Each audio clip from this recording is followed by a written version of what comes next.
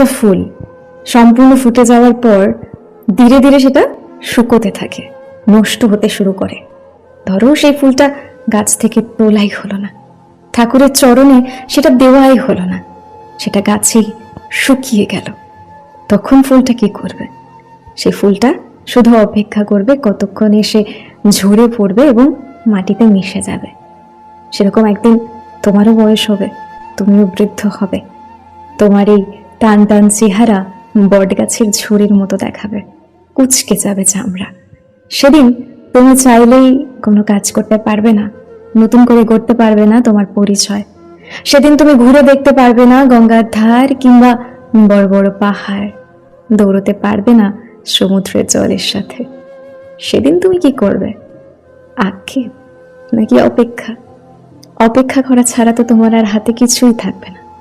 তাহলে আজ কেন তুমি কারো অপেক্ষায় সবকিছু ছেড়ে দিচ্ছ?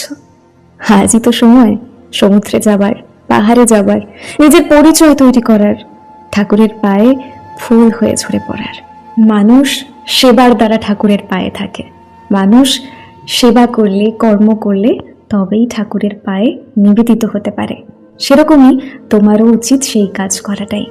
আর যদি নাই করতে পারো, তাহলে সেই বৃদ্ধ বয়সে তুমি অপেক্ষা করবে কতক্ষণে তুমি ঝরে পড়বে, মানে কতক্ষণে তোমার মৃত্যু হবে, এবং তারপর না জানি তোমার সাথে কি হবে।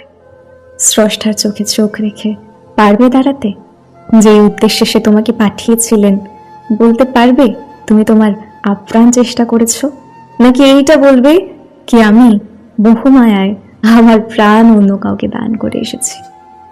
কি তাই তো?